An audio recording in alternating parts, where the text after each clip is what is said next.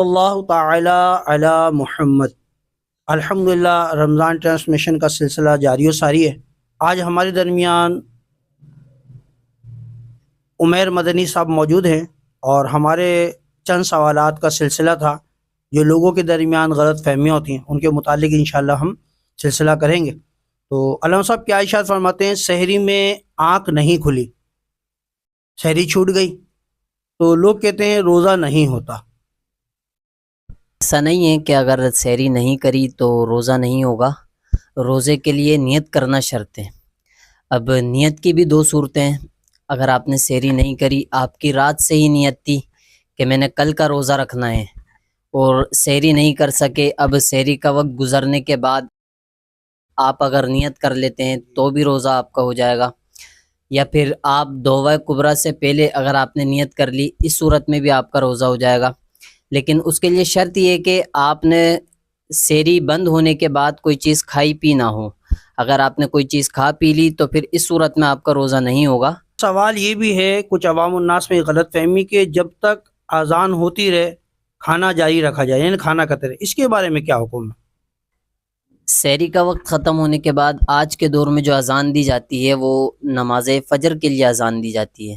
تو آج کے دور میں جب اذان ہو جائے تو آپ کھانا پینا بالکل بند کر دیں، کیونکہ وہ سحری کا وقت ختم ہونے کے بعد اذان نماز فجر کے لیے دی جاتی ہے۔ مسئلہ سمجھ لیجئے کہ اس دور میں جو اذان ہوتی تھی وہ اذان ندا دی جاتی تھی تہجد کے لیے۔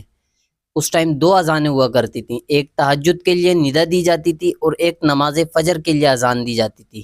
اب اس ٹائم کا اگر مسئلہ آج کے دور کے حساب سے لیں گے تو آج پھر اس صورت میں آپ کا روزہ نہیں ہوگا، کیونکہ اس ٹائم جو پہلی اذان دی جاتی تھی اس پہلی اذان سے مراد یہ کہ جب وہ اذان ہو رہی ہو تو آپ اپنے برتنوں کو صاف کر لو، کیونکہ وہ اذان جو ہوتی تھی وہ اذان تہجد کے لیے ہوتی تھی۔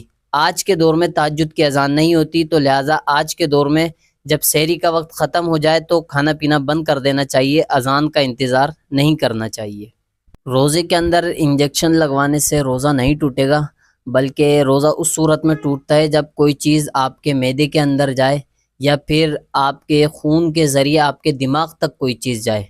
تو بعض صورتوں میں فقہاء کرام نے انجیکشن لگوانے کی اجازت دی ہے، بعض صورتوں میں انجیکشن لگوانے کی اجازت نہیں ہے۔ ایسا انجیکشن جس کے ذریعے آپ کی دوائی معدے کے اندر جائے یا دماغ کے اندر جائے، تو اب ایسا انجیکشن آپ نہیں لگوا سکتے۔ خون ٹیسٹ کروانے کی صورت میں آپ کا روزہ نہیں ٹوٹے گا، بلکہ آپ کا روزہ باقی رہے گا۔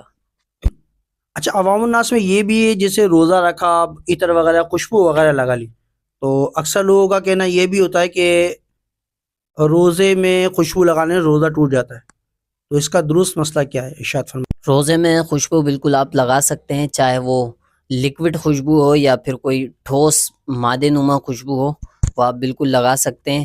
ہاں، اگر کوئی ایسی خوشبو ہے کہ آپ اگر بتی جلائی ہے آپ نے، اب اس کے قریب بیٹھ کر آپ اپنا اس کا دھواں جو ہے وہ سانس کے ذریعے سے اندر لیتے ہیں، اور لوبان وغیرہ کی دھونی یا کوئی ایسی چیز جس کی خوشبو کی وجہ سے جس کی دھونی دی جائے، اس کا دھواں اندر لینے سے بالکل احتیاط کرنی چاہیے۔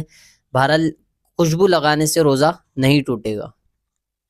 الحمدللہ آج ہمارے درمیان عمیر مدنی موجود تھے، جن کے ذریعے الحمدللہ ہم نے وہ سوالات جو اکثر عوام الناس کی غلط فہمیاں ہوتی ہیں تو درست مسئلے ہم نے سیکھے۔